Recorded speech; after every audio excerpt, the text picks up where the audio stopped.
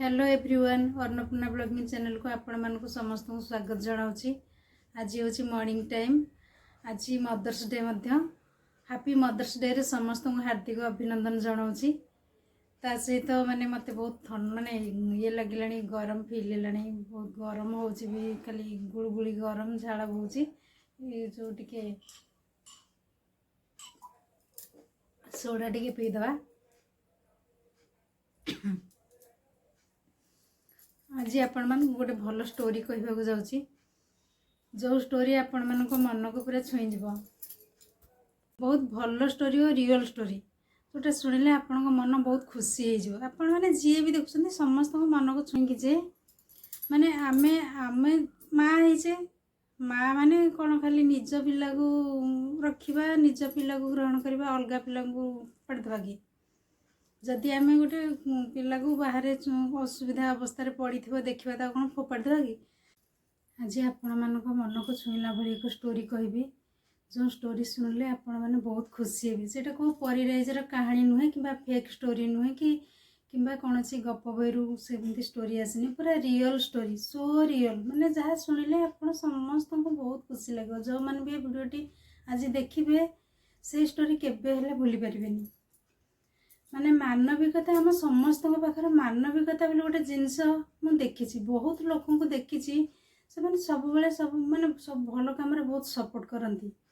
सेमती एक कहानी आमर मो घर पाखर मो बड़ापार झील बड़ापा झील से मो ठार वर्षे खंडे बड़ हे कि सेम टाइप मैंने वर्षे 2 वर्ष बड़ सान हेबू। मोर मैरेज है भी मैरेज है मोर झीटे भी झीटे 3 मास झीटे जन्म हो शाशुघर से अच्छा से देढ़शुर पुआ होगा 14-15 वर्ष सी बिल को झाड़ा जाती खरा दिन टाइम पूरा सब बिल पूरा सुखिकी फाटी एमती हल भी हो जाए बिल मैंने झाड़ा जाती से बिल को भोर भोर 5टारू तापर से झाड़ा जी कौन दौड़ी आसिले कहले खुड़ी खुड़ी आम बड़ापा झील को डाकिले खुड़ी खुड़ी दौड़ी आस बिलर गोटे छोट छुआटे पड़ी को मजबूर माँ कौन करी से पिलाटा को जन्म देकी मैंने कौन कौन असुविधा तार प्रोब्लेम है से कथा ताकू ही जना भगवान को जना से पिलाटा को कौन कर गोटे खाली खंडे कपड़ा एमती शुआई देछि ब्लड लगी लाही नाड़ सब लगी खाली कुकुरटा से पिलाटा पाखे किंतु बसी माने आमे भी जमती मनीष कुकुर भी सेमती ता पाखे भी सेमती मानविकता अच्छी बुद्धि अच्छी से पिलाटा को जगी पिलाटा को जगी एमाने जाइकी मो बड़ापा झील कौन कले किसी न भाविकी से पिलाटा को उठे आनले पिलाटा को उठे आनी घर को आनले तार सब ब्लड कपड़ा सब पोछापोछि करके हॉस्पिटल नहीं तार स्वास्थ्य कंडीशन सब चेक चेक करके आनिकी रखिले निज पिला भी क्षीर खाऊँ से पिला को भी क्षीर देले क्षीर देकी बढ़ेले किंतु पिलाटा कौन माने जन्म हवा पर लालन पालन हवा पर बड़ हवा पर माँ को चिन्ह कि से माँ पेटरू ही पिला को चिन्ह जाइथिबो से केमती माने माँ किए से माँ पेटरू ही चिन्ह जाइथिबो माँ किए तापर सी कौन करिछि चलते देखा कुकुर केमती जगी से पिलाटा को से भाई मुझे गोटे आपको गोटे देखेबी वीडियोटे देखेबी सेमती टाइप रे से पिलाटा को कुकुर जगी थिला।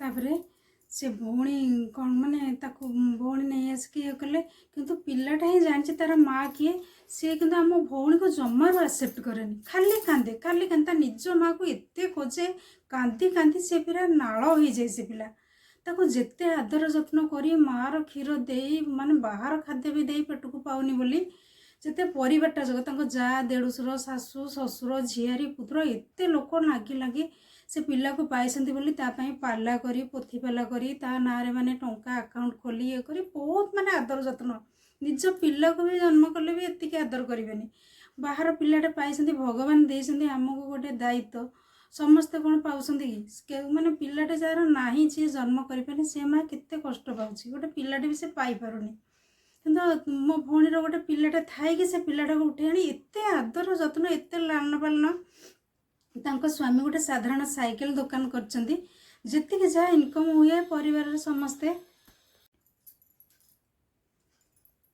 ताको हजबैंड गोटे साइकेल माने साधारण ये साइकेल रिपेयरिंग दुकान देइसंती जेतिक जहाँ इनकम हुए तांको जा देढ़शुर भी किछि किछि टंका दियंती तांको भाई भी टंका दियंती पिलाटा को खुआई बंचा माने एमिति मानविकता मु कहा पाखरे देखिनी ବଞ୍ଚା, କିନ୍ତୁ ପିଲା ଖାଲି କାନ୍ଦୁଥିବ। ଯେତେ ଲାଳନ ପାଳନ କଲେ ସେ ଭଉଣୀକୁ ପୁରା ଏତେ ହଇରାଣ କରୁଥିବ, ଖୁଆଇ ବସାଇ ଦେଉନଥିବ। ବି ମାନେ ନିଜ ପିଲାଠୁ ଅଧିକ ଆଦର ଯତ୍ନ କରିକି ରଖନ୍ତି। ଭଉଣୀର ଝିଅଟା କିନ୍ତୁ ବୁଝିଯାଏ ଇଏ ମୋ ମା, ଯାହା ଟିକେ ମା ଠାରୁ କ୍ଷୀର ଖାଇକି ବାହାର କ୍ଷୀର ଖାଇକି ରହିଯାଏ। ସିଏ କିନ୍ତୁ ସବୁବେଳେ ତା ନିଜ ମାଆକୁ ଖାଲି ଖୋଜୁଥିବ। ଏଡ଼ିକି ଟିକେ ଜନ୍ମର ପିଲାଟା ହେଇକିନେ କୋଉ 5 ଦିନ 8 ଦିନର ହେଇନଥିବ, କିନ୍ତୁ ଖାଲି ଖୋଜୁଥିବ ସବୁବେଳେ। ତାପରେ ଭଉଣୀ ବି ଆସିଲେ ଆମ ଘରକୁ, ଆମ ବଡ଼ବାପାଙ୍କ ଘରକୁ, ସେମାନେ ବି କେତେ କରିବେ, କାମିକା ଲୋକ, କ'ଣ କାମ କଲେ ସିନା ଇଏ କରିବେ। ସବୁବେଳେ ସେ ପିଲା ପଛରେ ଲାଗି ସିଏ ଖାଇପାରୁନଥିବେ, ବସିପାରୁନଥିବେ। ରାତିରେ ବି ଟିକେ ଶୋଇବାକୁ ଗଲା ବେଳକୁ ଏପଟେ ନିଜ ଝିଅ କାନ୍ଦିଲା ବେଳକୁ ସେ ମାନେ ସେ ପୁଅଟା ବି କାନ୍ଦୁଥିବ। ମା ମାସେ ରଖିକି କହିଲେ ତମ ମଝିରେ ବଡ଼ବାପାଙ୍କ ଝିଅ ଆମ ଘରକୁ ନେଇକି ଯାଆନ୍ତି। ମୁଁ ବି କେବେ କେବେ ଯାଇକି ତାଙ୍କୁ ଦେଖେ ଯେ ସେ ପିଲା, ଆମ ପିଲା ଯେମିତି ବଡ଼ ହେଇଛି ସେ ପିଲା ବି ସେମିତି ମା ପାଖରେ ସେମିତି ଗେଲବେସର, ମାର ସେମିତି ଆଦର। କିନ୍ତୁ ବଡ଼ବାପାଙ୍କ ଝିଅଙ୍କ ପାଦ ତଳେ ମୁଣ୍ଡିଆ ମାରିବା କଥା। ଯେତେ ବି ତାଙ୍କୁ ନମସ୍କାର କଲେ, ପ୍ରଣାମ କଲେ କମ୍ ହେବ। କାହିଁକି ନା ଗୋଟେ ମାନେ ଛୁଆଟା ଅନାଥ ହେଇଯାଇଥାନ୍ତା, କି ସେ ତା ଜୀବନ ବି ପାଇଥାନ୍ତା କି ନାହିଁ। ବିଲ ଗହୀରରେ ପଡ଼ିଥିଲା, କପଡ଼ା ଖଣ୍ଡରେ ଗୁଡ଼ା ହେଇକିରି ସେ ବି କ'ଣ ଡେଥ୍ ହେଇଯାଇଥାନ୍ତେ କ'ଣ। କିନ୍ତୁ ଆମ ବଡ଼ବାପାଙ୍କ ଝିଅ ତାକୁ ଉଠେଇ ଆଣି ଏତେ ସବୁ କଷ୍ଟ କରିକି ଇଏ କରିକି ସେ ପୁଅ ଆଜି ମାନେ 20-22 ବର୍ଷର ହେଲାଣି। ଆମେ ମାନେ ଆମ ପିଲାଙ୍କୁ ଯେମିତି ମଣିଷ କରିଛୁ, ଖାଇବାକୁ ପିନ୍ଧିବାକୁ ଦେଇ ବଡ଼ କରିଛୁ, ସିଏ ବି ସେମିତି ସ୍ୱାମୀର ଛୋଟ ସାଇକେଲ ଦୋକାନରୁ ଯାହା ବି କିଛି ଇନକମ୍ ହୁଏ ସେଇଥିରେ ସେ ପିଲାକୁ ଲାଳନ ପାଳନ କରିକି ଆଜି ବଡ଼ କରିଛନ୍ତି। କିନ୍ତୁ ଆମେ ଆମ ସମସ୍ତଙ୍କ ଭିତରେ ସେମିତି ମାନବିକତା ଜାଗ୍ରତ ହେବା ଦରକାର। ସମସ୍ତେ ବି ସେମିତି ଜୋର ଦେଇକରି ଇଏ କରିବା, ଏକ ସ୍ୱରରେ ମାନେ ଇଏ କରିବା ଦରକାର ଯେ ଯେଉଁଠି ଯାହାର ପିଲାଟେ ହଉ ଅସହାୟ ଅବସ୍ଥାରେ ପଡ଼ିଥାଉ, ଆମେ ତାକୁ ପର ନ ଭାବିକି ସେମିତି ମୁର୍ମୂଷ ଅବସ୍ଥାରେ ନ ଛାଡ଼ି ଦେଇକି ଆମେ ସେ ପିଲାଟାକୁ ଉଠେଇ ଆଣିକି ତାର ଲାଳନ ପାଳନ କରିବା ଦରକାର ଓ ତାକୁ ନିଜ ପିଲା ଭଳି ରଖିବା ଦରକାର। ସେମିତି ଯଦି ଯାହା ଭାଗ୍ୟରେ ଜୁଟେ, ଆଉ ସେମିତି ନ ଜୁଟିଲେ ଆଉ କାହିଁକି କିଏ କେଉଁଠୁ ପିଲା ଆଣିବ। ସେମିତି ବହୁତ ମା ମଜବୁର ଅବସ୍ଥାରେ କ'ଣ କରିବେ, ସେ ବି ଜଣେ ନାରୀ, ଆମେ ବି ଜଣେ ନାରୀ।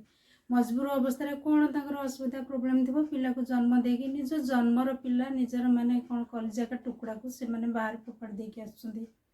ସେଇ ଭିଡ଼ିଓଟା କରିବା ପାଇଁକି ମୋତେ ଏତେ ସମୟ ଲାଗିଲାଣି। କେତେବେଳେ ଲାଇନ୍ ପଳେଇ ଯାଉଛି, କେତେବେଳେ ପଡ଼ିଶା ଘରର କାମ ହେଉଛି, ଘର ସାଉଣ୍ଡ ଶୁଭୁଛି।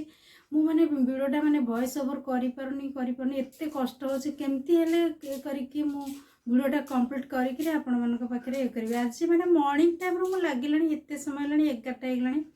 କେମିତି କ'ଣ କରିକିରି ଭିଡ଼ିଓଟା କରିକି ଆପଣମାନଙ୍କ ପାଖରେ ଉପସ୍ଥାପନ କରିବି। ଏବେ ଏଡ଼ିଟିଂ କାମ କରିଦେବି। ଯେଉଁମାନେ ବି ଆଜିର ଭିଡ଼ିଓଟି ଦେଖୁଛନ୍ତି ସମସ୍ତେ ସବସ୍କ୍ରାଇବ୍ କରନ୍ତୁ, ଲାଇକ୍ କରନ୍ତୁ ଓ ବିପୁଳ ମାତ୍ରାରେ ସେୟାର କରନ୍ତୁ। ସମସ୍ତେ ଏହି ଭିଡ଼ିଓକୁ କମ୍ପ୍ଲିଟଲି ଦେଖିବାକୁ ଚେଷ୍ଟା କରନ୍ତୁ। ଏଇଟା ନିହାତି ଗୋଟେ ବହୁତ ଭଲ କଥା, ସମସ୍ତଙ୍କ ମନକୁ ଛୁଇଁଯିବ। ଆଜି ଏତିକି କହିକି ରହୁଛି। ନମସ୍କାର।